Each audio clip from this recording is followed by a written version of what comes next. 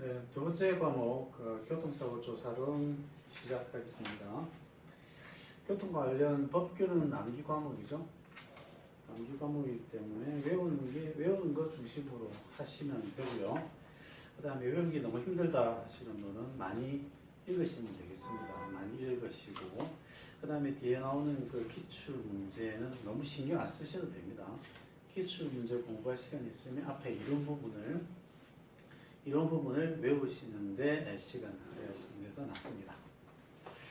그 다음에 현장 조사 보겠습니다. 교통사고 조사론 첫 번째 현장 조사 섹션 2 교통사고 조사의 단계와 목적 부분입니다.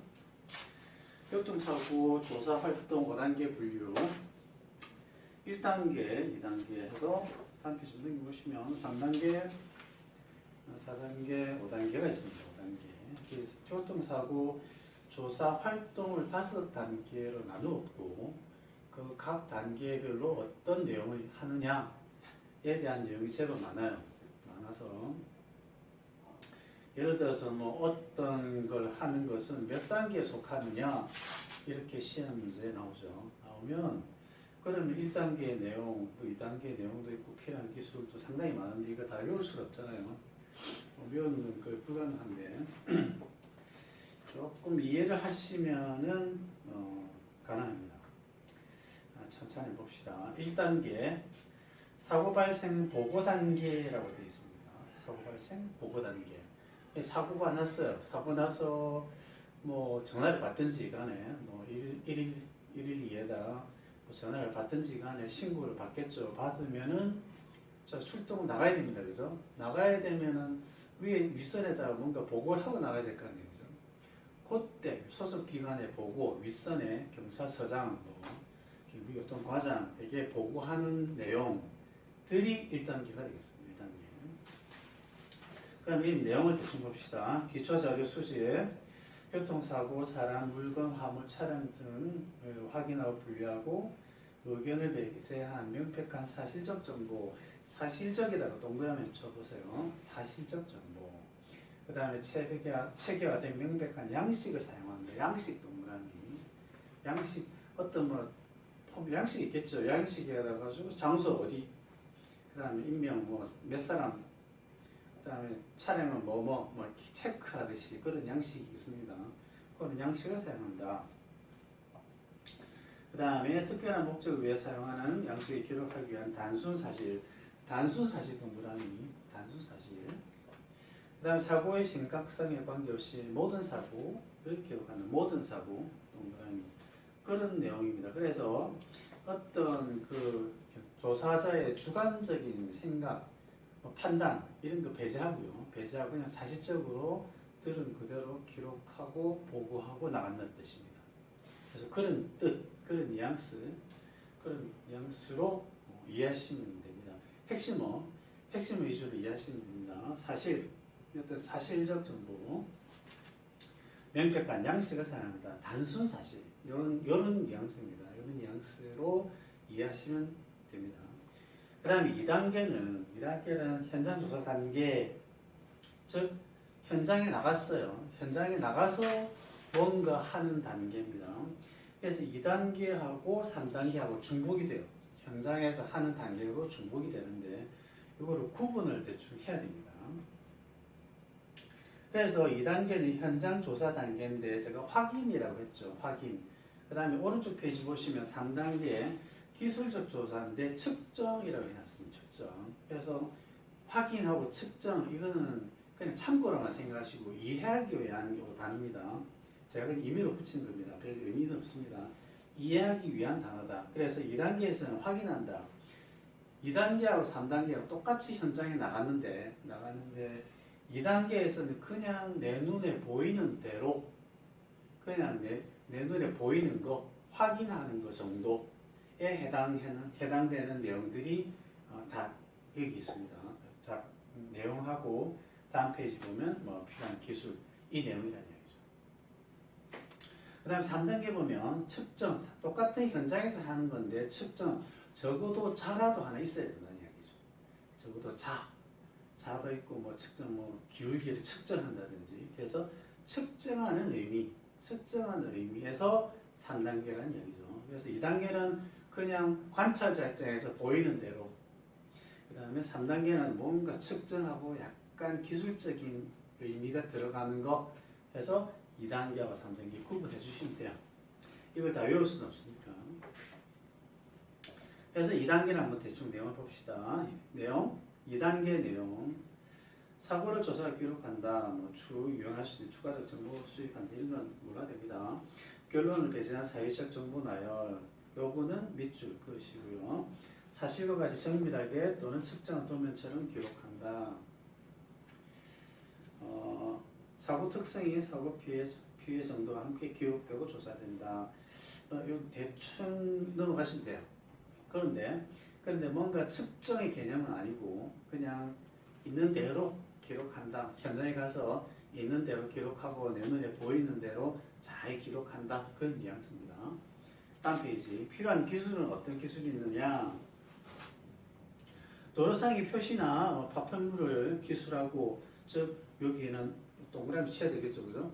동그라미 스프레이로 동그라미 치고, 여기에는 안경이 떨어져 있고, 여기에는 신발이 떨어져 있고, 그 다음에 이런 것들, 또 차량과 사람의 최종 위치 확인, 차는 어떻게 서 있었고 사람은 어디에 있었고, 그 다음에 또 도로상의 타이어 마크와 타이어 맞추어 상호 일치성 확인한다.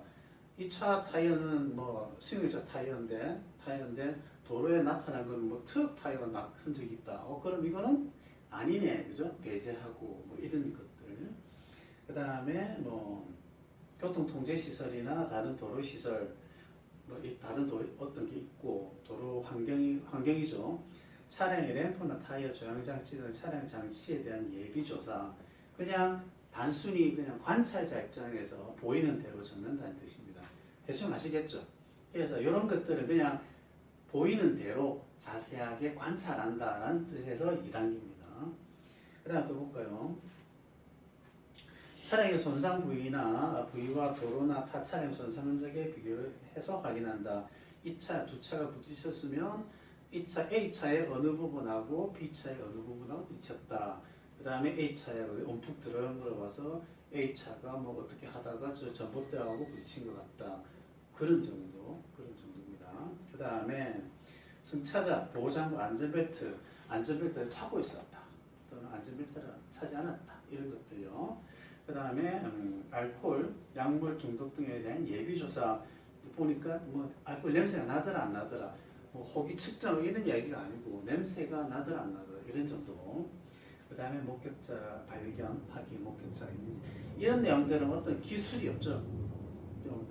측정하고 좀 디테일한 기술이 없잖아요. 현장에서 확인하는 정도. 요게 바로 2단계다. 2단계와 3단계 제일 헷갈리는데 여기 2단계고요. 3단계는 그래도 좀 더 디테일한 기술적인 게 들어갑니다. 봅시다. 내용을 미루어진 자료 수집과 제어서이 별로고요. 별로 중요치 않고요. 준비된 양식에서 사회적 정보 기록하면 되고, 주변 환경에 대한 기술적 결론, 특별한 목적 양식의 완전히 기록한다. 넘어가셔도 되고요. 그 다음에 필요한 기술을 봅시다. 현장 도면 작성을 위해 측정법. 현장 도면을 위한 측정법 여러분 아시나요? 좀 어렵죠? 또 부배, 기울기죠. 시고, 보이는 거리, 시야 장애물, 건물이 있을 때 시야 보이는 거리가 달라져요. 도로의 마찰 등 측정하고 기록한다. 쉽지 않죠? 이게 3단계입니다. 사고관에서 목격자에 대한 사고에 대한 진술 기록. 이거는 어느 단계에 포함되기가 긴가민가이기 때문에 이런 거 시험에 안 나오겠죠. 그 다음에 램프, 타이어, 승차자 보호장치에 대한 세부조사. 아까는 2단계에서는 대충조사, 그 다음에 3단계에서는 세부조사, 그런 개념이죠. 근데 사실 2단계에서 이런 것 가지고 시험에 나오기도 힘들어요. 뚜렷하게 차이가 나는 것만 시험 납니다. 다음 차량 손상에 대한 정밀조사 및 촬영, 사고 후 상황 또는 작성, 그 다음에 사진을 통한 원근 격자법의 도면 준비. 요즘은 이런 걸 하진 않는데 예전에는 이제 그런 격자법을 이용해서 그렇게 했었습니다. 그 다음에 기초적 도로 현장, 흔적 사진 측량, 기초적 도로를 사진을 찍는 것 자체는 2단계죠, 그죠? 근데 여기서는 측량이 들어갔어. 측량이 들어갔으면 측정하는 그런 개념이죠. 그래서 3단계. 그 다음에 커브 회전에 대한 인계속도, 제한속도 결정기 조사, 스키드, 요, 추락, 비행 등으로부터의 속도를 추정한다. 속도를 계산한다. 이건 또 아니에요. 속도를 추정한다. 이런 것까지는 3단계. 속도를 계산한다고 하면 그건 현장에서 계산할 수 있습니까? 물론 현장에서 뭐 계산기 들고 가서 뭐 루트 이렇게 계산할 수 있죠. 근데 현장에서 그 계산하는 건 아니죠. 그냥 기초적인 자료를 조사를 해서 사무실에 와서 연구실에 와서 계산하겠죠, 그죠? 그래서 그렇게 대충 의미를 그렇게 두면은 뭐 관계 없습니다. 이거 다 맞출 수가 있습니다. 맞출 수 있고요.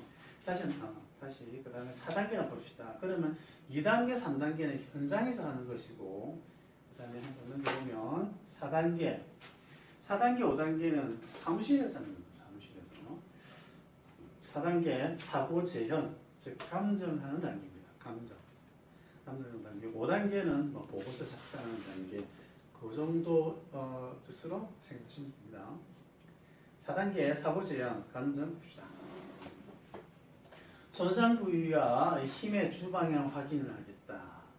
그 다음에 사고 직전 타이어 손상 여부, 그 다음에 도로상의 위치, 신성, 법규 위반과 운전자 확인, 뭐 이런 것들, 그런 것들 4단계에서 확인하고, 그러니까 4단계에서는 감정한다고 생각하시면 돼요. 즉 감정, 그죠? 감정한다고 생각하시면 됩니다.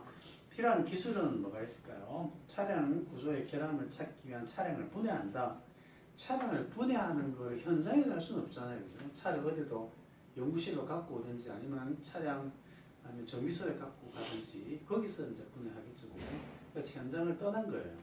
그래서 그건 4단계. 그 다음에 페인트나 유리 분석, 페인트 분석하려면 연구실에 가야 됩니다. 그래서 뭐 GC나 FDIR 같은 장비를 써서 그래서 페인트 분석을 해야 되겠죠. 그 다음에 전기 차량에서 에너지 손실과 운동량 계산, 합성 운동량 계산, 시간, 거리, 속도, 가속도, 값 산출 쭉 읽어보시면 이거는 감정 단계다. 감정 단계. 이거는 4단계가 되겠습니다. 그 다음 5단계 보고서 작성하는 단계. 5단계는 읽어보시면 됩니다. 5단계는 보고서 최종 마무리 보고서 작성 단계라고 생각하시면 됩니다. 그래서 여기서 어떠한 게 시험에 나올 줄 몰라요. 그래서 합성 운동량 계산은 뭐 몇 단계인가 이렇게 나오진 않아요. 합성 뭐 다음 중 단계가 다른 것은 이렇게 나오죠. 다음 중 다른 것은.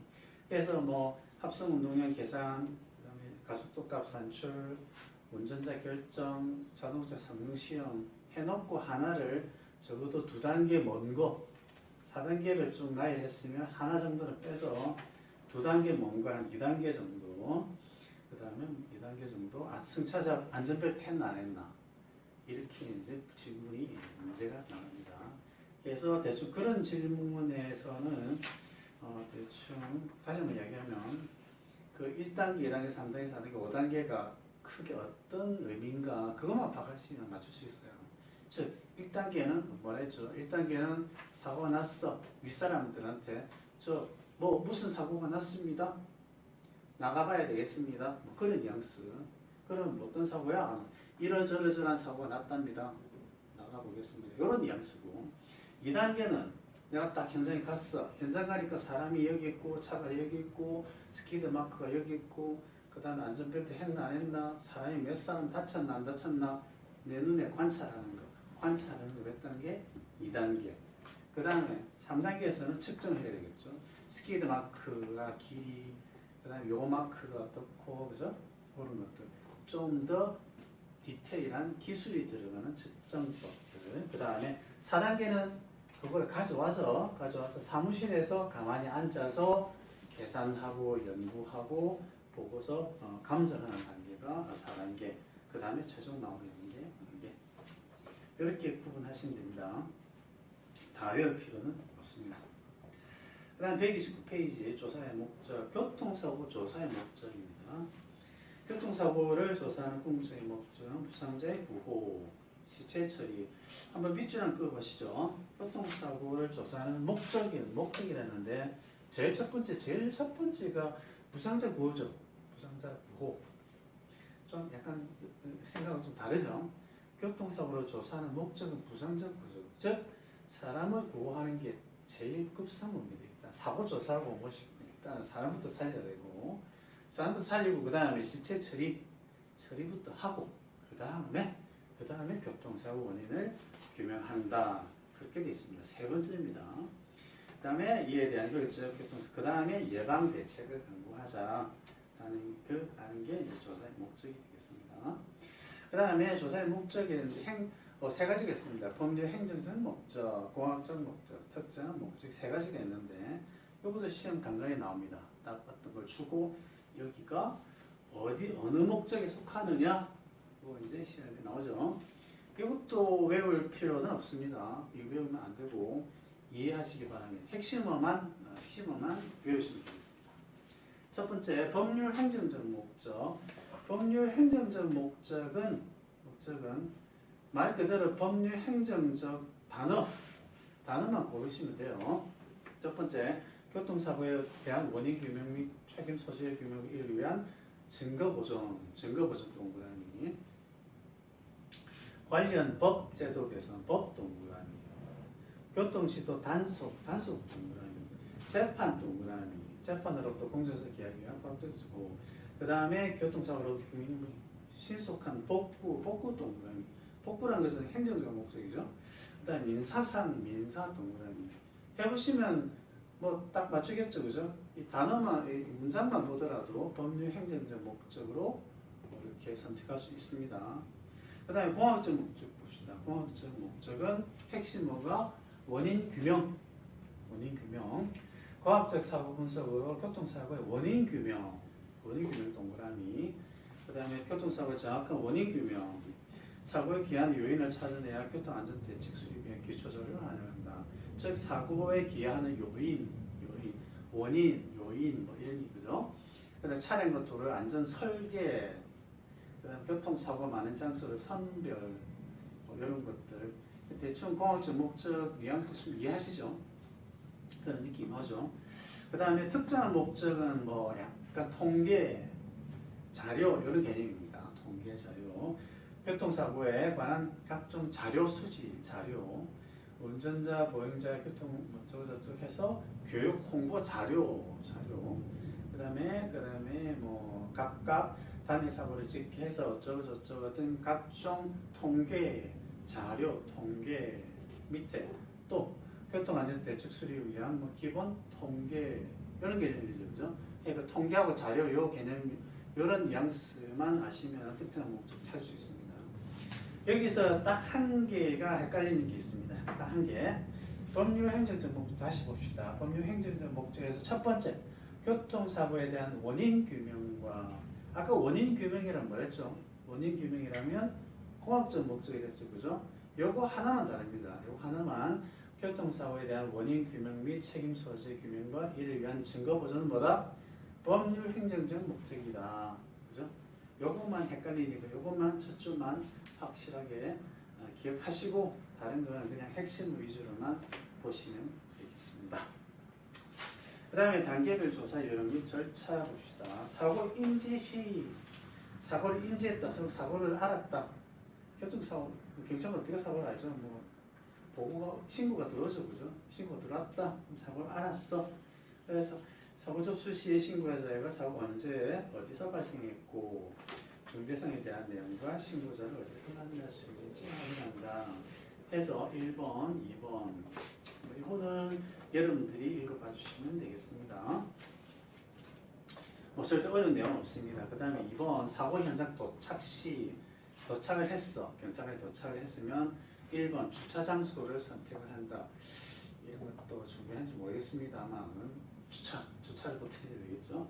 그 다음에 목격자 도와주는 지원자를 찾는다 해서 뭐 쭉 읽어보시면 되겠습니다. 그 다음에 응급조치 후에 어떠한 질문을 하고 그 다음에 뭐 좀 중요하지 않다는 이야기는 아닙니다. 자, 읽어보시면 됩니다. 그 다음 4번 긴급 자료 수집 후 뭐 어떤 테스트를 하고 조사를 하고 추가적 사진을 촬영하고 여러 번 읽어보세요. 그 다음에 현장 조사 작업 후에 어떤 것을 한다.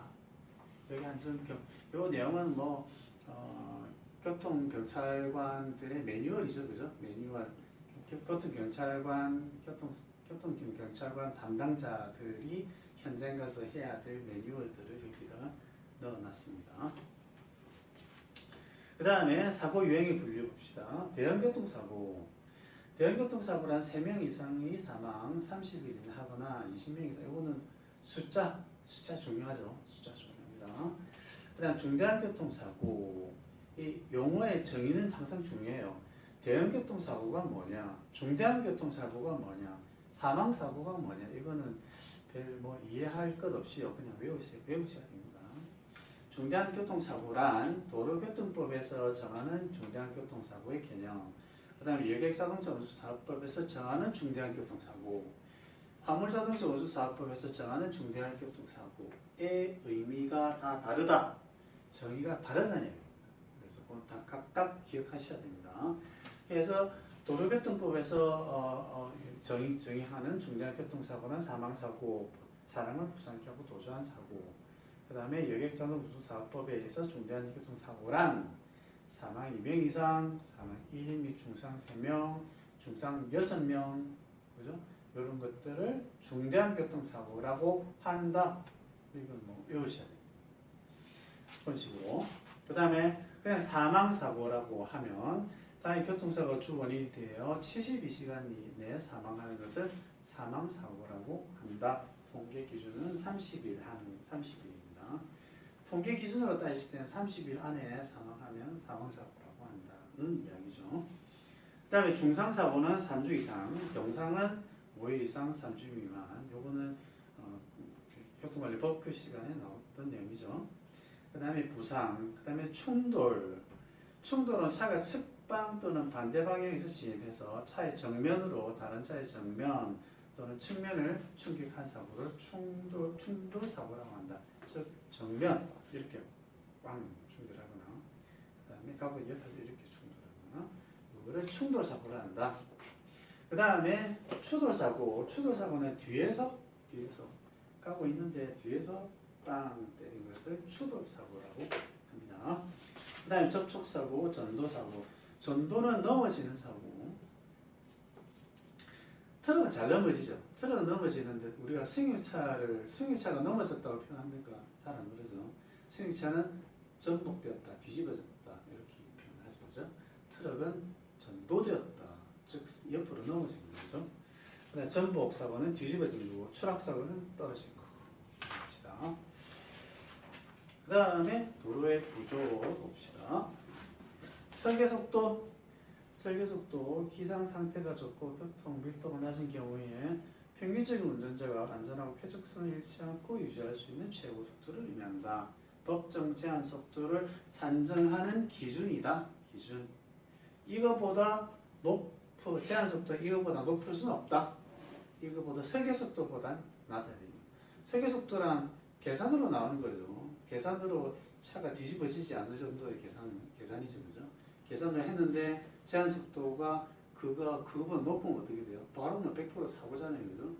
설계 속도 이 속도까지 돌 수 있다. 그 이상 돌면은 사고 난다. 한계 설계 속도다.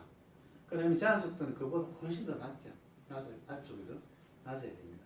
제한 속도는 뭐 그거보다는 여기에 사람이 많이 살고 죽어지고 또는 또 노인분들이 많이 다니고 뭐 여러 가지 사유로 해서 제한 속도는 그보다 훨씬 낮아집니다. 그죠?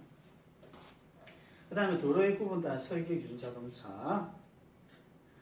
고속도로 및 주간선도로, 도로가 좀 큰 경우에는 세미트레일러는 뭐 우리가 흔히 컨테이너 트레일러 이거 생각하시면 돼요. 제법 큰 차.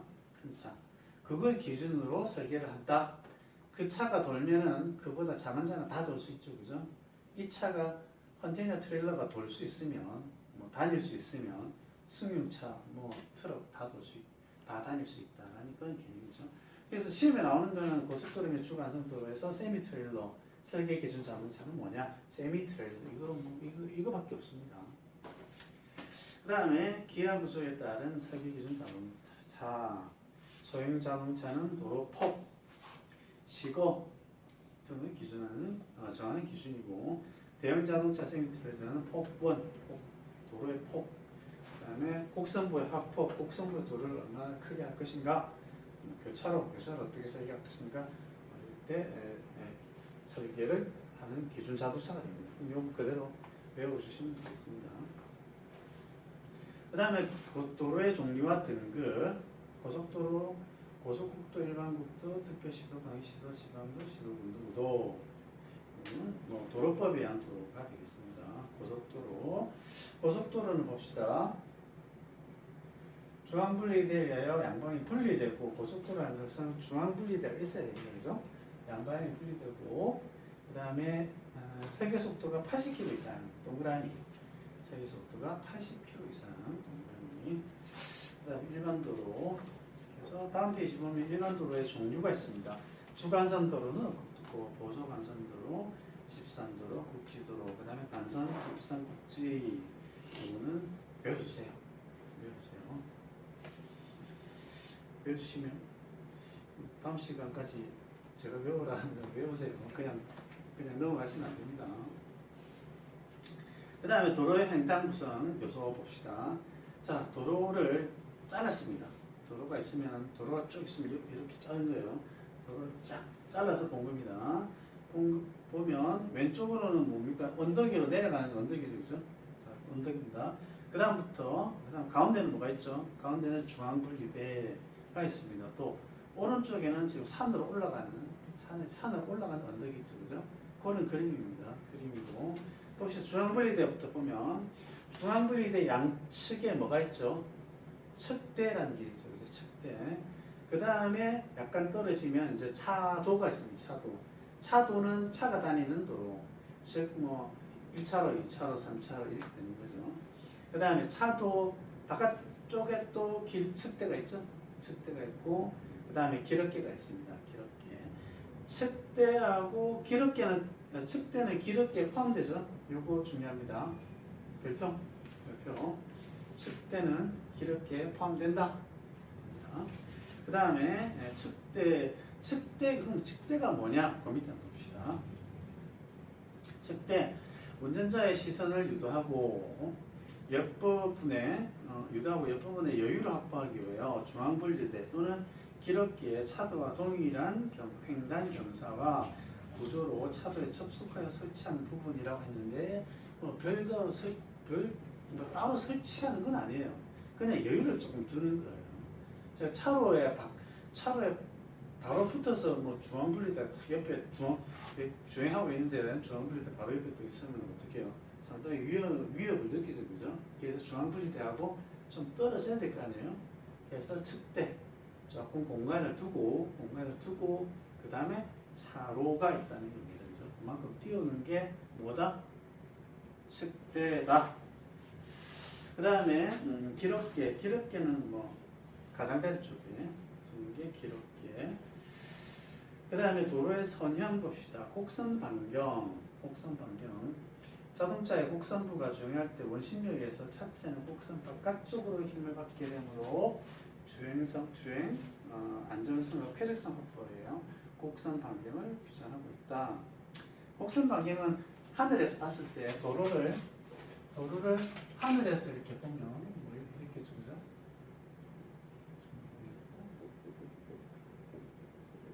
이렇게 돼 있을 때 하늘에서 봤을 때 반경을 이야기해요. 곡선 반경. 즉 반지름이죠. 반지름이죠.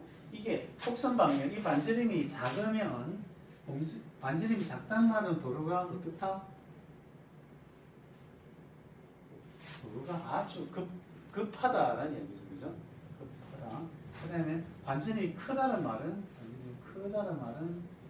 곡선이 완만하다. 곡선 반경이 도로가 완만하게 커브가 되어 있다는 얘기입니다. 그죠? 그 다음에 곡선장은 곡선 시점부터 종점까지 길이, 곡선부의 길이, 똑같은 말이고요. 그다음에 다음 페이지 편경사. 편경사. 자동차가 원심력에 저항할 수 있도록 하기 위해요. 설치하는 횡단경사 6에서 8% 되겠습니다. 이거 중요. 6에서 8% 중요합니다. 편경사가 뭐냐? 오른쪽에 그림만 보세요. 사진입니다. 지금 차가 주행시험장 자동차 개발 회사에서 테스트하던 그 장면이죠. 수평면이 있고요. 왼쪽으로 쭉 올라가면 상당히 높은 경사로가 있습니다. 그죠? 그래서 거의 45도까지 올라가죠. 그래서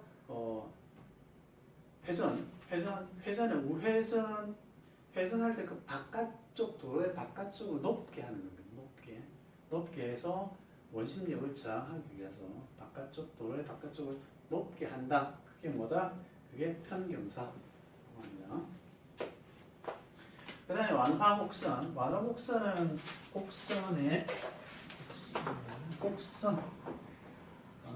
곡선이라는 것은 뭐 이런 곡선하고 뭐 이런 직선이 만났다.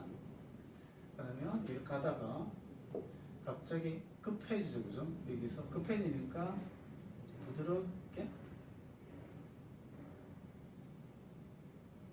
이렇게 연결시켜 주면 되죠, 그죠?